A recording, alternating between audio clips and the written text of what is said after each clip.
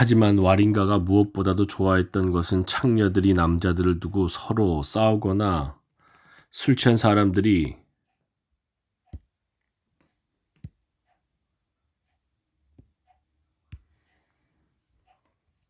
길가 배수로에 토하고 오줌 누는 걸 구경하는 게 아니었다. 그랬다. 그녀가 가장 좋아했던 것은 교회에 가서 기도를 하고 설교를 듣는 것이었다.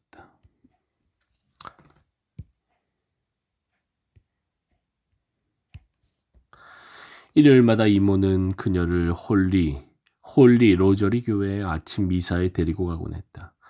와링가는 홀리 로저리 교회에서 세례를 받았고 거기서 자신타라는 이름을 받았다. 자신타. 이름 특이하네. 자신타.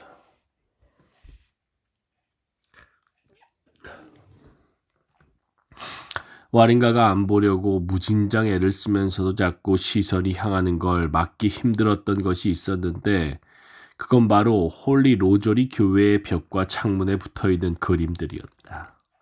성모 마리아의 품에 안겨 있는 예수님이나 십자가에 박힌 예수님 그림이 대부분이지만 악마를 그린 그림들도 있었다. 숯불 같은 뿔이 머리에 솟아있고 원숭이 꼬리 같은 꼬리가 달린 악마가 다리 하나를 들고 악의 춤을 추는 동안 그의 추종자들이 벌겋게 달아오른 쇠스랑으로 불 속의 인간들을 이리저리 뒤집는 그림이었다. 성모 마리아와 예수님과 천사들은 유럽 사람처럼 흰색 피부였는데 악마와 그 추종자들은 시커맸다. 밤마다 와링가는 계속 같은 꿈에 시달렸다. 본데니에서 보았던 사람들처럼 누더기를 걸친 사람들이 예전에 한번 리프트 밸리 스포츠 클럽 근처에서 보았던 아주 뚱뚱한 유럽 사람처럼 피부가 하얀 악마를 예수님 대신 십자가에 매다는 꿈이었다. 그런데 사흘이 지나 악마가 거의 죽을 지경에 이르면 정장에 넥타이를 맨 흑인들이 그를 십자가에 내려 다시 살려내고 그러면 악마는 와링가를 비우는 것이었다. 와링가의 부모님은 우후루가 시작되기 3년 전인 우후루. 1960년에 풀려났는데 나아보니 캄부르에 있던 얼마 안 되는 땅은 이미 식민지 정부가 민병대에게 팔아넘긴 뒤였다. 그들은 소작할 땅과 오두막이라도 지을 곳을 찾아 일모록으로 왔다. 와링가가 나크루의 바하리니에서 학교를 다니고 있다는 것을 알게 된 부모님은 그녀에게 거기 그냥 있으라고 했다. 그들은 그녀가 학업을 조속히 마치고 언젠가 자신들을 가난의 사슬에서 꺼내줄 수 있기를 기도했다. 와링가는 공부를 잘해서 반에서 1등을 할 때가 많았다. 와링가는 공부를 잘했구만.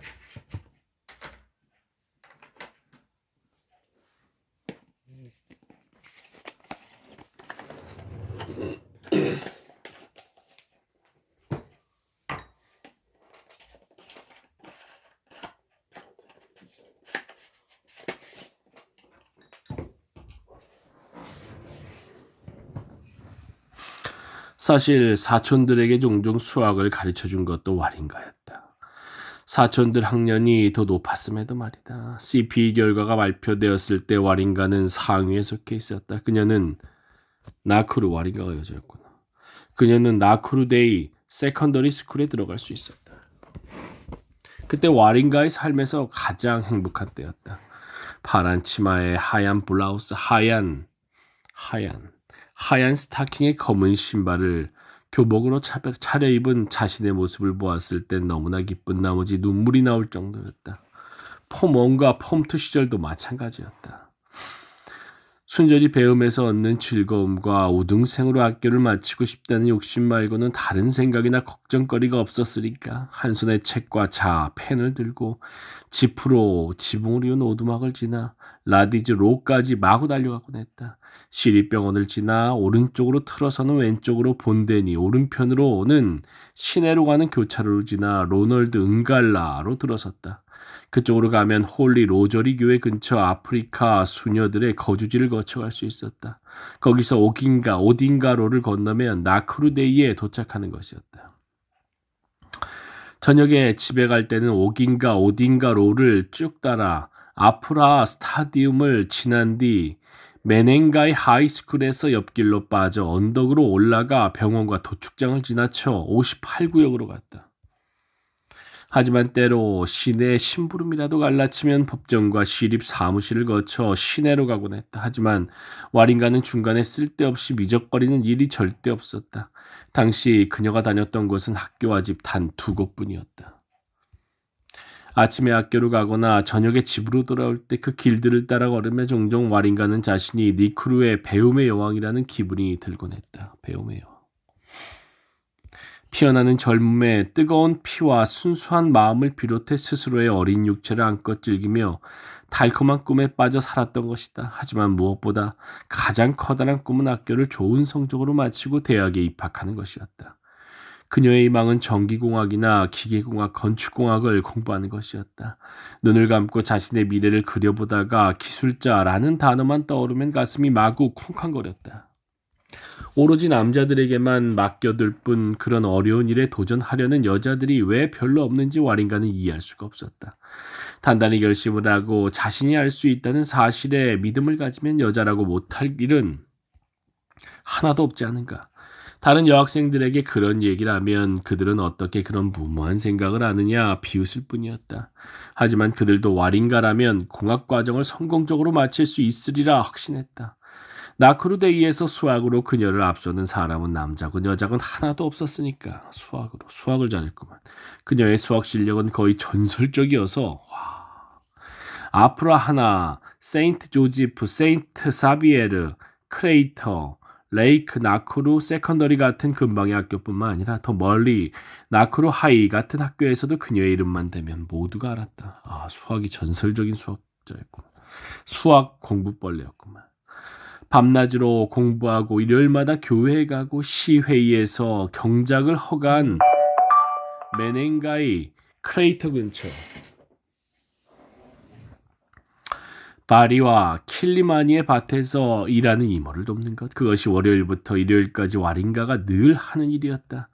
밭에서 열심히 일하고 어떤 일을 하든 부지런한 데다 정직한 성품까지 갖춘 그녀의 명성은 58구역의 어디에나 자자했다. 그러던 어느 토요일 4시쯤 사촌들과 함께 메넨가이 크레이터 근처 밭에서 집으로 돌아가는 길에 그녀는 난생 처음 죽음을 목격했다. 그들은 나크루 종합병원의 부속 건물을 지나고 나크루나이 로를 건너 이제 막 58구역을 향해 가던 중이었다. 기차 건널목 주변에 사람들이 무리지어 있는 것이 보였는데 그 한가운데 선로에는 기차에 깔려 완전히 박살난 시체가 있었다. 하지만 그게 정말 시체라고나 할 수 있는 걸까? 아니면 그냥 다 뭉개진 살과 피와 뼈가 선로에 흩어져 있었다고 해야 할까? 그 사람이 도대체 누구인지 살아생전엔 어떤 모습이었을지 얘기할 수 있는 사람은 아무도 없을 터였다. 와링가는 위장이 면도칼로 마구 베이는 느낌이 들었다. 구역질이 심하게 나면서 토할 것 같았고 그래서 사촌들을 그 끔찍한 사고 현장에 내버려둔 채 혼자 마구 집으로 달려왔다. 혼자 집으로. 와링가는 항상 피를 무서워했다.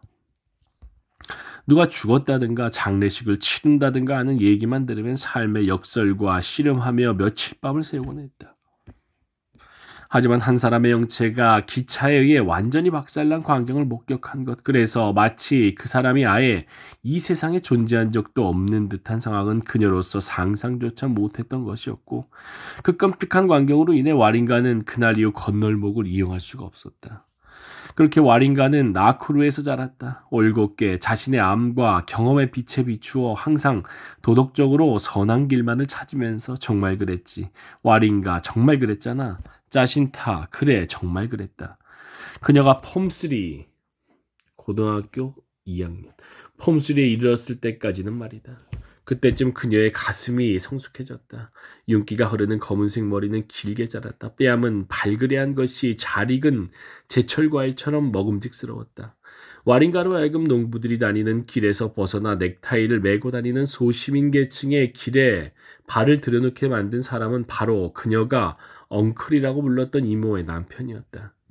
이모부는 제 목숨을 부지하려고 충실하게 백인들을 섬겼던 사람들 중 하나였다. 케냐가 독립한 후 그 사람들이 그대로 백인들의 뒤를 이었다. 특히 땅과 사업에 있어서 그랬다. 하지만 이모부는 다른 사람들처럼 운이 좋지 못했다. 그의 봉급을 얻은 자신이 야심차게 말하는 계층 상승에 사다리를 올라갈 수가 없었다. 그저 먹을 것과 입을 것을 사고 세금이나 다른 집안일에 필요한 일들에 쓰면 그만인 정도였으니까 말이야. 하지만 그렇게 보잘것없는 상황에서도 그는 분수에 맞지 않는 생활을 즐겼다. 문제가 있는 남자구나. 그래서 가슴이 성숙해졌다는 게 뭔가 성착취 이런 느낌이 있어요. 생활 수준이 한참 높은 사람들과 계속 어울렸던 것이다. 그가 어울리는 사람들 중에는 은조로와 은고리카의 부자들도 몇몇 있었다.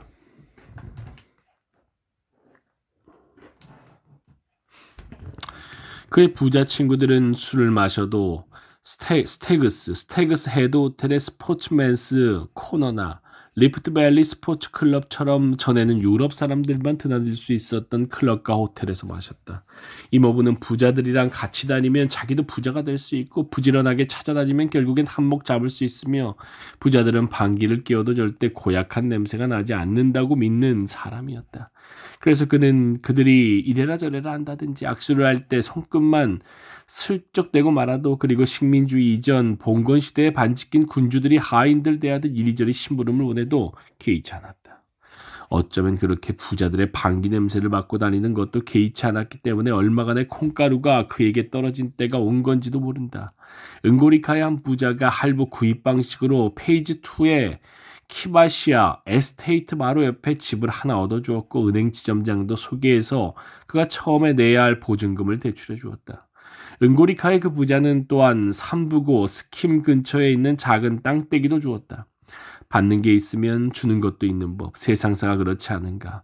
좋은 대접을 받았으면 나도 좋은 대접을 해줘야 한다. 이모부 역시 그런 행운을 공짜로 그냥 땅 파서 얻은 것이 아니었다. 그래, 그게 아니었던 것이다. 그는 은고리카의 부자 친구에게 송아지나 영계를 갖다 바치겠다고 약속했다. 와린가가 바로 그 영계가 될 것이었다. 자기 조카를 갖다 바쳤구나. 하나씩 둘씩 털을 뽑아 살이 다 드러나 이제 거칠 것이 없어지면 이빨 빠진 노인네도 먹을 수 있는 부드러운 음식이 될 그런 영계 말이다. 백인들은 나이가 들면 어린 동물 고기를 먹지 않는가? 그러나 와닌가는 자신이 이미 팔린 몸이라는 사실을 알지 못했다. 막더날에는 버스를 잡아 타려고 전속력으로 달리는 사람이나 자전거에 훌쩍 뛰어오르는 사람처럼 그렇게 그들이 그녀를 쫓아와 덮친 건 아니었기 때문이다.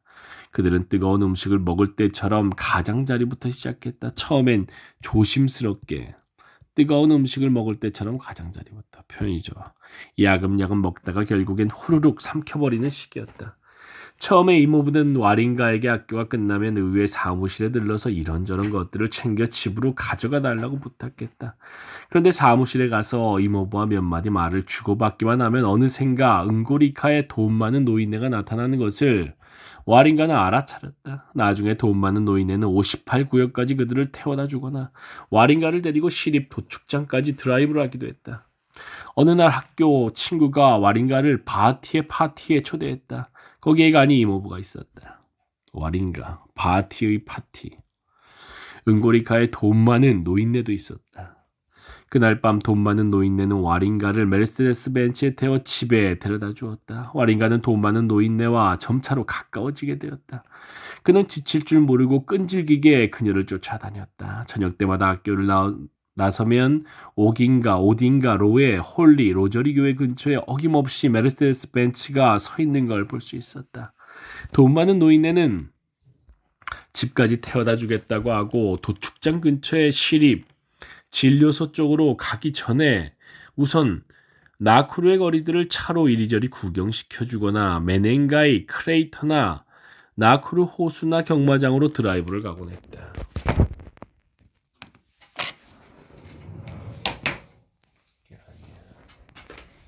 이게 아니야.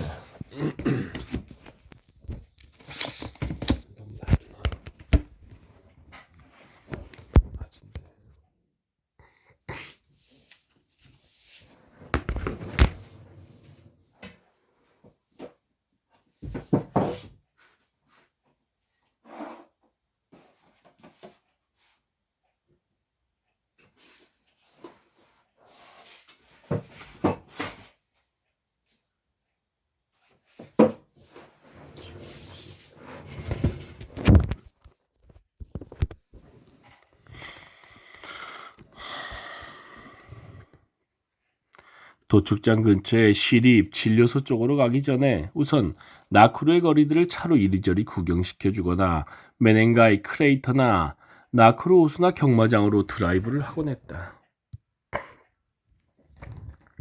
그러더니 그는 그녀에게 포켓머니를 주기 시작했고, 포켓머니, 영화나 경마, 나크루 농산물, 품평회 등을 보러 갈 돈도 주었다. 애초에 그가 웃으면서 다가올 때 그를 뿌리치지 않았기 때문에 와린가는 갈수록 점점 약해져서 나중엔 아무것도 거절할 수가 없게 되었다. 에로스 영화관에서 2번을 만났고 또 한 번은 오데온 극장에서 만났다. 이제 와린가의 삶은 확 달라졌다.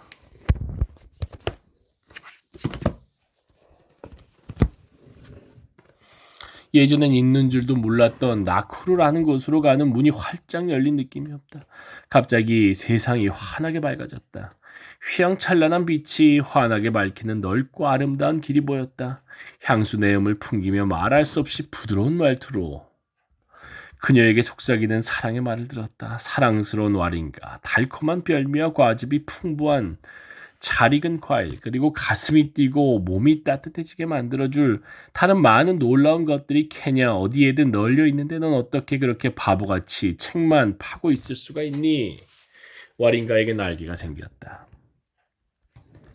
그 날개를 한번 퍼덕거려 보았고 돈 많은 노인네와 함께 한번 날아보았다. 기분이 좋았다. 그래서 계속 날았고 그게 계속될수록 메르세데스 벤츠의 놀라움도 배로 늘어난 것 같았다. 돈 많은 노인네는 듣기 좋은 말로 그녀를 구워 삶았다. 전혀 걱정할 필요가 없다고. 와린가의 가랑이 사이와 가슴을 위해 지금 당장이라도 부인과 이혼할 수 있다고 했다. 와린가는 이제 언제라도 날아오를 준비가 되어 있었다. 학교가 싫어지기 시작했다. 자유롭게 떠올라 영원한 행복이라는 저 하늘 높이 하늘껏 날아보고 싶은데 그녀의 날개를 꺾고 쇠사슬로 잡아매어 다시 땅으로 끌어내리는 것이 바로 학교임을 믿어 의심치 않았기 때문이다.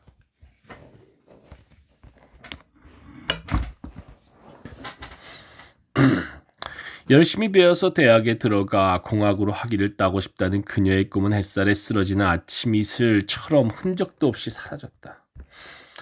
교실에서는 하루하루가 매 시간이 심지어 1분 1초가 빨리 지나갔으면 하고 조바심 쳤고 그저 얼른 토요일이 와서 진짜 사는 것 같은 자유로움을 만끽하며 날아오를 수 있기를 바랬다.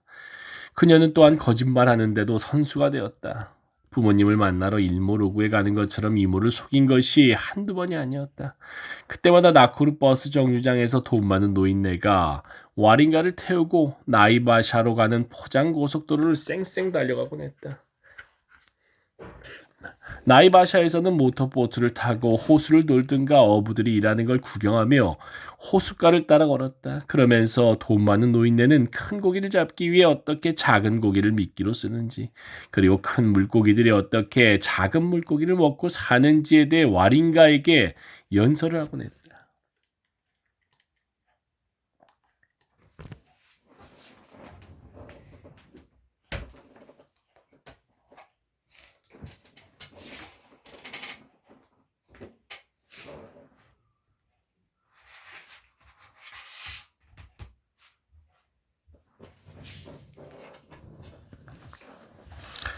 그렇다니까 작은 물고기 같은 건 그냥 통째로 삼켜버리지. 돈 많은 노인은 이렇게 덧붙이며 껄껄 웃었다. 때로는 사냥을 한다는 명목으로 핫스프링스에 가기도 했다. 사냥 허가증도 없으면서 말이다. 동물을 사냥하는 대신 그들은 사냥꾼과 사냥감 놀이를 했다. 사냥꾼이 총을 들고 사냥감을 계속 쫓아다니다가 결국 지쳐 쓰러진 사냥감을 잡은 뒤 허공에 대고 총을 쏴 승리를 알리는 놀이였다. 오른손에 총을 들고 나무 사이로 와린가를 쫓아다니는 건 주로 돈 많은 노인네였다. 와린가는 젊고 날렵한 몸을 지녔기 때문에 돈 많은 노인네를 쉽게 따돌릴 수 있었다. 그리곤 덤불에 몸을 숨긴 채 그가 기진맥진해서 절망적이고 짜증스러운 목소리로 그녀를 소리쳐 부를 때까지 기다리다가 그런 기미가 보이면 힘들어 죽겠는 척을 했다.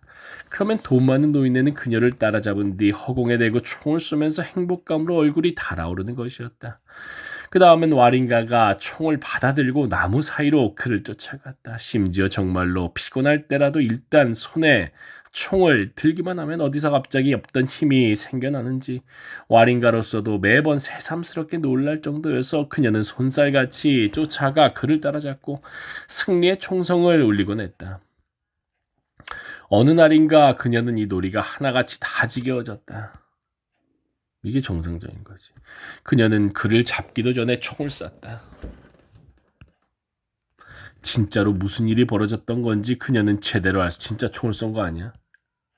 총을 쏘려고 팔을 휘둘러 올릴 때 나뭇가지가 총을 건드린 건지도 모른다. 어쨌든 총알이 거의 그를 스쳐 지나가 새끼를 벤 양을 맞췄고 영양은 그 자리에서 죽어버렸다. 돈 많은 노인네는 진땀을 흘리며 부들부들 떨었고 와린가는 울음을 터뜨렸다. 뭔가를 자기 손으로 죽이기란 난생 처음이었다. 사냥꾼과 사냥감 놀이를 그만두자고 돈 많은 노인네에게 말했다. 그는 괜히 대담한 척 웃으며 그 놀이는 절대 끝나는 법이 없다고 말했다. 하지만 그녀에게 총을 맡기는 게 위험하다는 사실을 알았으므로 앞으로는 그녀가 자신을 사냥해서는 안 된다고 했다. 항상 자신이 사냥꾼을 하겠다는 것이었다. 하지만 아저씨가 총을 잘못 쏘면 어떻게 해요? 와린가가 물었다. 아니 난 너랑 다르지. 너를 못 맞히는 일은 없을걸. 돈 많은 노인네가 농담처럼 말했다. 그들은 함께 웃었다. 돈 많은 노인네는 그 놀이에 완전히 빠져 있었다. 돈 많은 노인네는 호숫가를 따라 자리 잡은 호텔에 항상 방을 잡아놓았다. 잘 먹고 마신 뒤 밤에 호텔 방으로 들어가 신나는 밤을 보냈다. 그러곤 다음날 그는 와린가를 일모로구에 데려다 주었다. 버스 정장에 내려주면 와린가는 집으로 달려갔다. 서둘러서 부모님께 대충 인사라고는 다시 사랑하는 돈 많은 노인네가 기다리는 곳으로 달려왔다. 그러면 그들은 다른 호텔로 횡하니 가서 또 신나게 삶을 즐기는 것이었다. 단 것이 입에도 달고 배에서도 달지만 독침을 가지고 있기도 하다는 말이 있다. 어느 날 학교에 가다가 아프리카 수녀들의 숙소에 미치기 바로 전에 그녀는 어지럼증을 느꼈다. 그대로 주저앉아서 토하기 시작했다. 어지럼증이 좀 가라앉은 뒤 와린가는 배탈이 났나 보다 생각하며 다시 가던 길을 갔다. 그러나 날이 갈수록 구토와 어지럼증은 점점 심해졌고 자주 아프기도 했다. 한 달이 지났는데 생리가 시작되지 않았다. 임신했구만. 가끔 그럴 때도 있지. 그녀가 스스로를 안심시켰다. 다시 한 달이 지났고 여전히 생리는 없었다. 와린가는 공포에 휩싸였다. 여자애들이 임신을 했다는 얘기는 많이 들었지만 그런 일이 자신한테 생길이라고는 꿈에도 생각해보지 않았더랬다. 이제는 의심의 여지가 없었다. 자신에게 생길 수 있다고는 절대 생각하지 않았던 일이 이제 생긴 것이었다. 엎지른 물을 다시 담을 수는 없어 그녀가 생각했다. 어떻든 간에 그녀가 생각했다. 어떻든 간에 자신의 입지는 단단하고 확고했다. 돈 많은 노인네는 관례에 맞춰 그녀와 결혼을 할 거라고.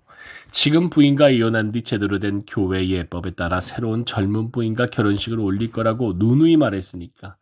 그래서 자신의 상태를 그에게 알린다 해도 그는 전혀 놀라거나 하지 않을 거라고 그녀는 확신했다. 어쨌든 결혼 전에 임신하는 일이 요즘엔 신식 추세니까 말이다. 주변을 둘러보면 임신한 지 8달, 어떤 때는 심지어 9달이 되어 식장에 들어가 결혼 반지를 끼는 여자들도 흔했다. 내일 당장 애가 나오게 되어 오늘 결혼하는 경우도 있었다.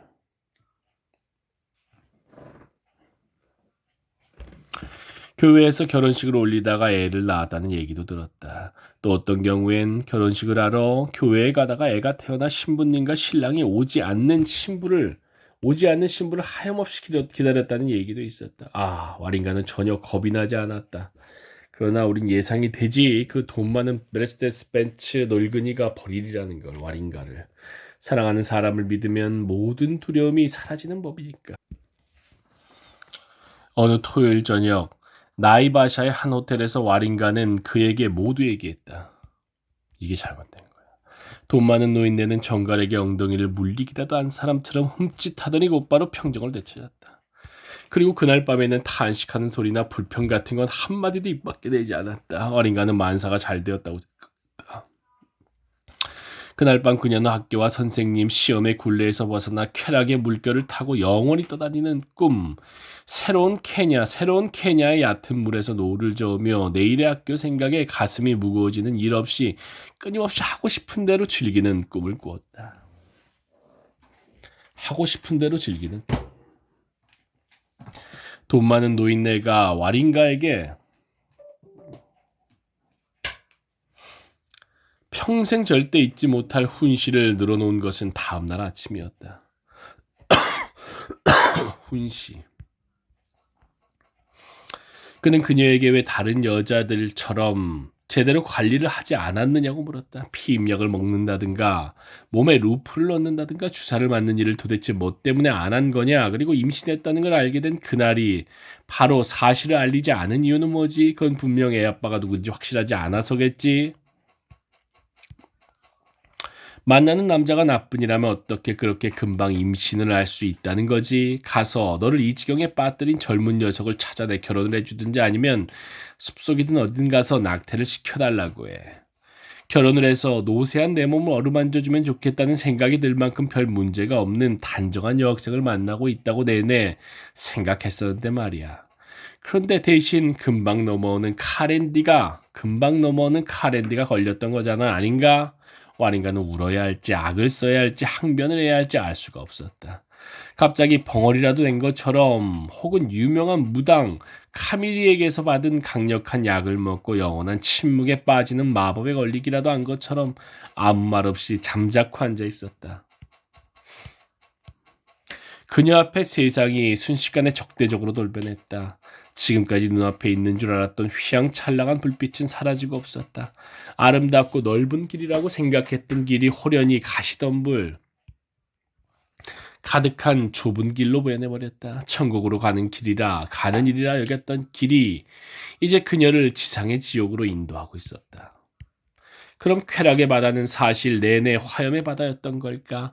그녀가 지금껏 밟고 다녔던 꽃이 주단처럼 깔린 길은 사실 가시덤불의 길이었던 걸까? 날개를 달고 있다고 생각했는데 사실 그게 쇠사슬이었던 걸까? 와린가는 어떻게 나쿠루로 돌아왔는지 기억이 나지 않았다. 그녀의 젊음과 고결함, 처녀성을 묻어버린 무덤인 메르세데스 벤츠에서 내린 것도 기억이 나지 않았다.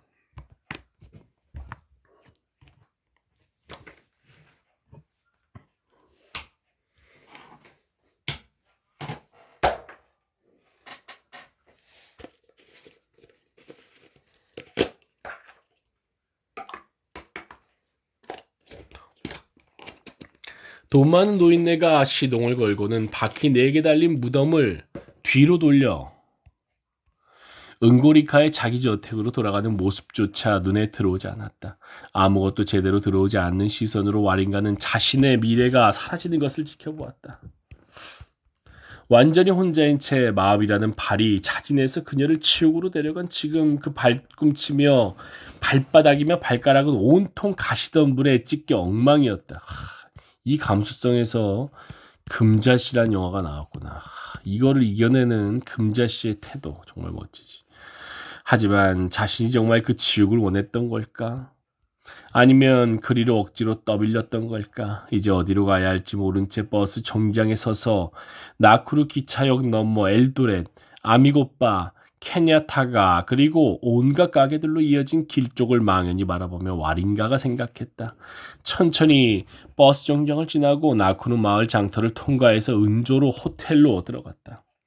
저 구석의 작은 테이블에 앉아 차를 주문한 뒤 몸과 마음을 추스려고 했었다. 맙소사. 이제 어디로 가야 하지? 그녀가 속으로 묻고 또 물었다. 그녀는 이모나 이모부, 사촌들에게도 선생님이나 학교 친구들에게도 도움을 청할 수 없다는 걸 알았다. 와린가, 널 도와주러 이렇게 내가 왔다 하며 그녀 앞에 짠 하고 나타날 만한 친척이나 친구도 전혀 없었다. 58구역의 집에 도착해서 그녀는 바로 잠자리에 들었다. 자기 전에 기도를 하려 했지만 할 수가 없었다. 울고도 싶었지만 눈물조차 나오지 않았다. 고통에 시달리던 그 나날 동안 와린가를 위로해 줄 만한 사람은 하나도 없었다. 진정해라 아가. 지금의 그 어려움에서 벗어날 방도를 알려주마 라고 말해줄 사람이 없었다. 집에서 슬퍼하거나 자기 연민에 빠져있는 모습이 조금이라도 눈에 띄지 않도록 무진장 애를 써야 했기 때문에 고통은 더욱 가중되었다. 오직 밤에 혼자 잠자리에 들었을 때만 그나마 내키는 대로 눈물을 쏟으며 이렇게 탄식할 수 있었다. 내 몸에 든 이 버거운 짐을 없애려면 어떻게 해야 할까? 의문은 너무 많았지만 답을 해줄 사람은 그녀 주변에 전혀 없었다. 학교에서 다른 여학생들의 조언을 들어보려 했다. 하지만 문제의 당사자가 자신이 아니라는 듯 주제와 거리를 두고 간접적으로 물어봐야 했다. 그리고 그렇게 해서 나온 얘기들, 예를 들어 차와 퀴닌, 아스피린 그 여러 가지를 섞어 만든 약을 마신 뒤 정신이 나가버렸다는 여자의 얘기 같은 걸 들으니 온몸이 오싹해지면서 마음만 더 무거워졌다. 짐을 덜어줄 수 있는 친구도 친척도 와린가에겐 없었다. 그래서 와린가는 이런저런 방책을 생각해보고 이런저런 해결책을 마음속으로 궁리하고 수많은 방법을 놓고 어떤 게 좋을까 비교해보고 어떻게 하면 학교에서나 나크루에서나 케냐에서나 전혀 눈에 띄지 않도록 이 땅 위에서 흔적도 없이 사라져버릴 수 있을까 방도를 찾아보려 했으며 혼자서 몸부림을 쳤다. 그러다 어느 날 그녀는 나크루에서 불법 낙태 수술을 잘하기로 유명한 의사 파테를 찾아가겠다는 생각을 했다. 토요일 아침이었다. 돈 많은 노인네에게서 받은 것 중 아껴두었던 얼마 안 되는 돈을 가지고 그녀는 집을 나섰다. 이모에게는 학교 선생님에게 책을 좀 빌리기로 했다고 거짓말했다. 자신만의 비밀을 안고 그녀는 혼자 길을 걸었다. 초가집이 초가집이 늘어선 곳을 지나 라디즈 로에 다다랐는데 거기서 은갈라가 쪽으로 길을 건너 나크루데이 세컨더리 방향으로 가지 않고 시내 쪽으로 방향을 틀었다. 예전에 학교 가는 길에 그녀의 영혼을 가득 채웠던 온갖 꿈 대신 지금은 쓰라린만이 가득했다. 막 피어나기 시작하는 순결한 소녀의 꿈은 한순간에 만개했다가는 메마른 계절의 꽃처럼 또 그렇게 한순간에 시들어 땅에 떨어질 수 있는 것이다. 그녀는 우체국과 스태그스 헤드 방향으로 케냐타가를 따라 걸었다. 케냐 상업은행 앞에서 걸음을 멈추고 주변을 둘러보았다. 그러곤 왼쪽으로 방향을 틀어 뒤 한 번 돌아보지 않고 서둘러 사람들과 건물 사이를 지나갔다. 마운트 케냐 서점에 이르자 안으로 들어가서 책을 살펴보는 척하며 둘러보다가는 다시 나왔다. 자기가 파테르 병원으로 들어가는 게 혹시라도 아는 사람의 눈에 띄지 않도록 서점 앞에서 잠시 선 채 기다렸다. 자신이 뭘 하려는지 나크루 사람들이 다 아는 것만 같았다. 부엉이가 올 듯이 가슴이 두방망이질하는 소리가 들렸다. 와린가는 마음을 다잡고 병원 쪽으로 걸어갔다. 그런데 문으로 막 들어서기 직전에 길 아래쪽을 슬쩍 봤더니 58구역에 사는 이웃 여자가 근처의 재봉학교에서 나오는 것처럼 보였다. 와린가는 도둑질을 하다 들키기라도 한 것처럼 온몸이 화끈 달아올라 정신없이 달아났다. 다른 토요일 오후 4시쯤 와린가는 바하리니 초등학교와 나크루데이를 계속 함께 다녔던 친구에게 도움을 청하기로 했다. 그 친구는 폼2를 마친 뒤 학교를 그만두고 지금은 나크루 종합병원에서 수습간호사로 일하고 있었다. 부속 건물로 찾아갔더니 다행히 그 친구 혼자 방에 있었다. 와린가는 학교와 선생님들, 다른 학생들과 시험 등 이런저런 얘기로 수다를 떨면서 자신의 문제를 털어놓을 기회를 살폈다. 그런데 속 얘기를 꺼내려는 순간 뭔가 울컥하는 게 목에 걸리는 느낌이 들어 도저히 비밀을 털어놓을 수가 없었다. 그 대신 자신도 병원에서 수습 간호사로 일할 생각이 있다는 듯 메디컬 스쿨에 대해 물어보았다. 한동안 그렇게 얘기를 나눈 뒤 와린가와 친구는 나크루 나이로비로를 따라 지역의회 의사당 쪽으로 함께 걸어갔다. 친구가 다시 병원 쪽으로 돌아가자 와린가는 갑자기 다리에서 힘이 쭉 빠졌다. 이 길에 자기 혼자 두고 가지 말라고 소리질러 그녀를 부르고 싶은 심정이었다. 그녀는 독주를 마구 들이켰거나 아편이라도 피운 사람처럼 나이로비를 향해 걸었다. 몸이 제 기능을 하지 않았다. 차들이 나이로비 쪽으로 가는 건지 나크루 쪽으로 가는 건지 알 수가 없었다. 어느새 사위가 어두워져서 가로등이 들어온 것도 몰랐다. 아, 여기서 그 버스를 탄 건가?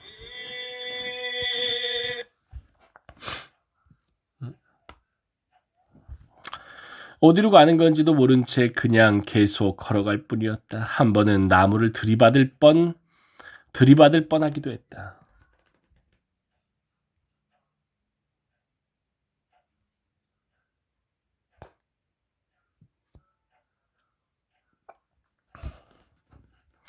자신이 바티로 꺾어지는 곳에 이르렀다는 사실을 불현듯 깨닫게 된 것도 사고를 당할 뻔했기 때문이었다. 바티로 가는 길을 따라가다가 나크루 하이스쿨에 둘러친 산울타리를 삥 돌아가야겠다고 생각했다. 길을 따라 쭉 올라가 메넨가이 크레이터로 가서 옛날에 동굴로 몰려들어가 죽었다는 인디언들처럼 움푹 파인 거대한 구멍 아래 몸을 던지겠다고 결심했다. 와린가는 어렸을 때 귀신들이 크레이터에 자주 찾아온다는 얘기를 들었더랬다. 이른 아침 면도날 같은 걸로 숲에 나무와 덤불을 몽땅 깎고 일주일에 한 번씩 주변의 풀밭과 나무에 불을 지른다는 것이었다. 전설에 따르면 인디언이 크레이터에 몸을 던질 때 귀신들이 나무를 깎고 풀숲과 나무 위를 여기저기 다니며 노는 것을 목격할 수 있는데, 그러면 인디언은 귀신들에 의해 구멍 속으로 빨려 들어간다고 했다. 와린가는 아무나 심지어 귀신이라도 나타나 자신을 붙잡아 나크루로부터, 이 땅으로부터 멀리 데려다 주기를 염원했다. 그래서 그 버스를 탔구만. 그때 나크루 하이스쿨에 수영장이 있다는 사실이 떠올랐다. 자살? 와린가는 이 밤에 혼자 크레이터까지 먼 길을 가느니 수영장에서 이 비참한 생을 끝내자고 결심했다. 그녀는 학교로 들어가 건물 바깥쪽으로 난 길을 따라갔다. 금자씨라면 이런 결심은 안 하지. 복수하는 게 낫지. 창문으로 전깃불 아래 책을 읽는 학생들의 모습이 보였고, 지금 자신의 처지를 떠올리자 고통으로 몸과 마음이 온통 타오른 듯했다. 학생이나 선생님과 마주치지 않기를 바라며 그녀가 걸음을 빨리 했다. 식민지 시대에 나크루 하이스쿨은 유럽인의 아이들만이 다닐 수 있었다. 그러나 독립 후에는 케냐인들을 위한 값비싼 학교로 바뀌었다. 남녀공학 기숙학교로 저녁에는 모든 학생들이 야간 자율학습을 해야 했다. 와린가가 창문을 통해 본 책상에 고개를 받고 공부하는 학생들이 바로 그 학생들이었다. 와린가는 남학생 기숙사로 가는 길을 벗어나 수영장 쪽으로 들어섰다. 가는 길에 건물 밖에서 서성이는 사람은 아무도 없었다. 하나님께서 자신의 기도를 들어주셨나 보다고 생각했다. 학교 경내 맨 끝 교실까지 간 다음 수영장 쪽으로 방향을 틀었다. 가장 가까운 교실의 불빛도 거기까지는 미치지 않았기 때문에 주변은 상당히 어두웠다. 와린가가 수영장으로 들어가려는 찰나 어디선가 난데없는 남자의 목소리가 들렸다. 학생, 교실에서 자율학습 안 하고 여기서 뭐하고 있나? 뭐하나요? 메넨가이 크레이터의 귀신이 그녀를 잡으러 산에서 내려왔나 하는 생각에 와린가가 깜짝 놀라 주변을 둘러보았다. 그럼 정말 귀신이 있는 걸까? 그러나 그것이 학교 경비의 목소리임을 곧 알 수 있었다. 작은 울타리에 반쯤 가려 보이지 않았는데 그는 와린가를 학생으로 여긴 것이 분명했다. 와린가가 거짓말을 했다. 학교에 아는 사람을 찾아왔어요. 카마오 선생님이 제 오빠예요. 이번 주에 오빠랑 여기서 함께 지내는데 전 그냥 심심해서 산책을 하는 중이에요. 아, 그렇군요. 경비가 말하고는 수영장 쪽으로 걸어갔다. 와린가는 경비가 자신의 말을 안 믿은 게 아닌지 의심스러웠다. 그녀는 잠깐 그 자리에 서 있다가 다시 큰 길 쪽으로 발길을 돌려 나이로비로 가는 길을 걸어 내려갔다. 나는 가시밭길을 영원히 걸어가야 하는 운명인 걸까? 가슴속에 이 무거운 짐을 영원히 지고 가야 할 팔자인 걸까? 58구역 쪽으로 걸어가는 와린가의 머릿속에 그런 질문을 비롯해 온갖 생각이 가득했다. 자살하는 것조차 이렇게 힘들 걸까? 사는 일이 너무나 버겁게 느껴지는데 스스로 목숨을 끊는 일조차 할 수 없다면 한 인간이 알아서 할 수 있는 일이 이 세상에 도대체 뭐가 있을까? 기차 건널목에 이르렀을 때 와린가는 여전히 마음속으로 이런 의문들이 떠올리고 있었다. 그런데 그 순간 예전에 사촌과 함께 목격했던 사람, 기차에 완전히 박살난 채 선로에 놓여있던 그 사람이 떠올랐다. 완전히 뭉개져 누군지 전혀 알아볼 수 없는 모습이었다는 기억이 났다. 그의 이름은 완전히 묻힐 것이었다. 아예 태어난 적도 없는 것처럼. 와린가는 자신이 누군지 아무도 추측조차 못할 게 분명한 그런 죽음이야말로 자신에게 딱 맞는다는 느낌이 들었다. 무슨 일이 있더라도 다음날 여기 와서 달리는 기차에 몸을 던지자 결심을 했다. 바로 그 건널목에서 기차가 오기를 기다리다가 달려오는 쇠바퀴 몸에 몸을 던질 것이다. 그래서 아예 태어난 적도 없고 이 땅에 발을 내딘 적도 없는 것처럼 흔적도 없이 사라질 것이다. 처음으로 와린가는 기도를 할 수 있게 되었다. 전심을 다해 성모 마리아에게 청했다. 성모 마리아시여, 제 기도를 들어주시옵소서. 예수님의 성은을 제 영혼에도 남겨주시옵소서. 아멘. 은고리카에 사는 돈 많은 노인네에게서 몹쓸 병이 옮은 뒤 처음으로 와린가는 마음의 평화가 찾아왔음을 느꼈다. 심지어 행복할 때 부르곤 했던 찬송가를 혼자 나지막히 불러보려 했다. 지금은 슬픔에 차서 부르는 것이긴 했지만 평화, 내 마음의 평화. 예수님이 부활하실 때 내 마음의 평화를 위해 기도합니다. 예수님의 부활의 이름으로 내 마음의 평화를 위해 기도합니다. 와린가가 딱히 육체나 영혼의 부활을 바란 것은 아니었다. 그녀가 바란 건 단지 자신의 이름이 이 지구상에서 완전히 없어져 버리는 것이었다.